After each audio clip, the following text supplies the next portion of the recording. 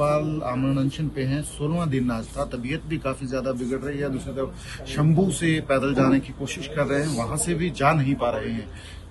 देखो, मेरे को लगता है डल्लेवाल साहब को बड़ा संघर्ष है उनका, और मैं सलाम करता हूँ उनको। और उनकी सेहत का ध्यान रखना सरकार की जिम्मेदारी है, हमारी सबकी जिम्मेदारी है।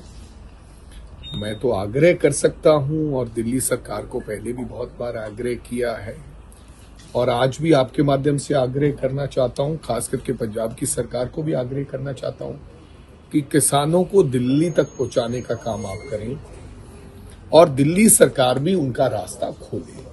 दिल्ली आ जाएंगे, कोई वो बॉर्डर क्रॉस नहीं कर रहे हैं पाकिस्तान का, या जैसलमेर से वो पाकिस्तान की ओर बढ़ रहे हो, और ऐसा उनकी मंशा कोई नहीं। उनकी मंशा है कि अपने लोगों की वो लड़ाई लड़ें, बैठ के बातचीत करें।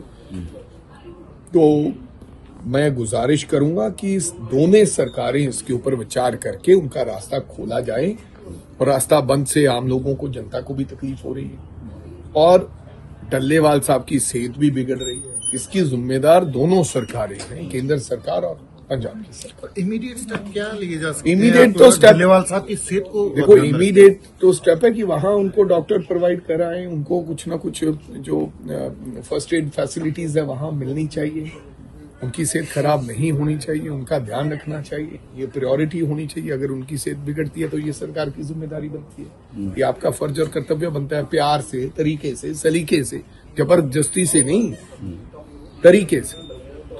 और दूसरा, केंद्र सरकार रास्ता ही खोल दे तो डल्लेवाल साहब आप आगे जाए, अनशन उनको तोड़ देंगे, अनशन पे बैठना ही नहीं पड़ेगा। लेकिन किसी को कोई परवाह ही नहीं है। 700 किसान पहले मर गए, और मर जाएंगे, अगला सोचता है मर जाएगा तो क्या होगा। उनके लिए तो और आसान हो जाएगा कि अगर डल्लेवाल साहब को कुछ हो जाता है तो उनको तो और मौजें लग जाएंगी। एमसी इलेक्शंस को लेकर क्या तैयारी है? नॉमिनेशंस जो हैं वो भी देखो, सरकार ने सारी मर्यादाएं तोड़ दी है।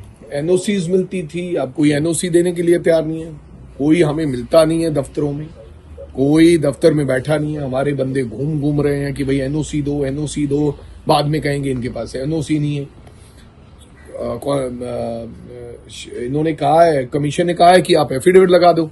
एफिडेविट लगा देंगे, फिर बाद में कहेंगे ये एफिडेविट इनका जाली पाया गया, गलत पाया गया, जैसे पहले हुआ है सरपंची के चुनाव में।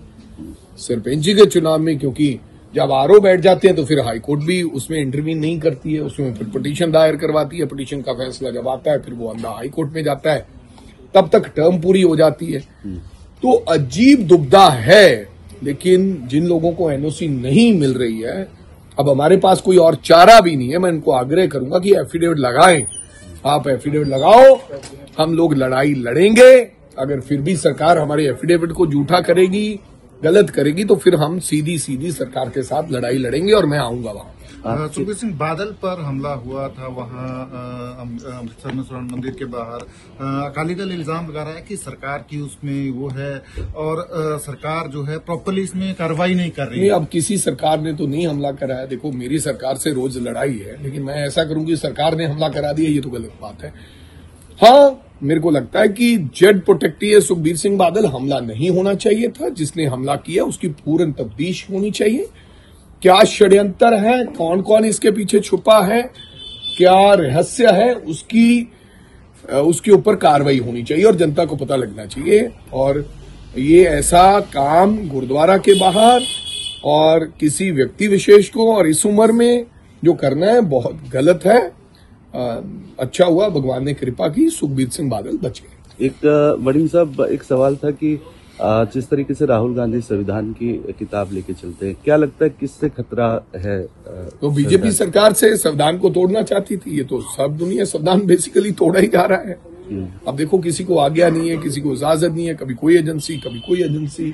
संविधान की मर्यादाएं तो उल्लंघन हो ही रहा है, आपको पता है। चाहे वो इलेक्शन कमीशन के माध्यम से, चाहे कोई नई पॉलिसी लेके आए, ये संविधान की उल्लंघना ही है कि जब चुने हुए मेंबर पार्लियामेंट को बोलने नहीं दिया जा रहा। ये संविधान की उल्लंघना ही है जब हम जेपीसी मांग रहे हैं, अडानी इश्यू पे नहीं करने दिया जा रहा। ये संविधान की उल्लंघना ही है कि हमें सुना नहीं जा रहा, दूसरों का माइक ऑन कर दिया जाता है, हम सलाह दे रहे हैं। ये उल्लंघना है कि किसान को दिल्ली नहीं जाने दिया जा रहा, ये संविधान की उल्लंघना ही है कि हम वो करेंगे जो हमारी मर्जी है। बीजेपी जोरों का मुद्दा बड़े हम मणिपुर नहीं जाएंगे। बीजेपी जोरों का मुद्दा बड़े जोर शोर से उठा रही है। पार्लियामेंट में भी आपके लीडर्स के भी नाम लिए जा रहे इसे हैं। उसका सबूत हमारे लीडर्स के तो पहले भी आप कहते थे स्विस बैंक में खाते हैं, 15-15 लाख तो यूं ही आ जाएगा आपके खाते में। काला धन इतना बाहर है कांग्रेसियों का, एक बंदे का काला धन नहीं आया 10 साल में। अगर कोई है फिर आपने कह दिया वो तो जुमला था। यूं ही नाम लेना, अब 10 साल बाद याद आया कि राहुल गांधी के किसी के साथ ऐसी बात है। 10 साल तो पता नहीं चला। जब आपने ऊपर इल्जाम लगता है तो कोई ऐसी बात करते हैं कि लोगों का डाइवर्ट हो जाए ध्यान। पहले क्यों नहीं कहा 10.5 साल से आपकी सरकार?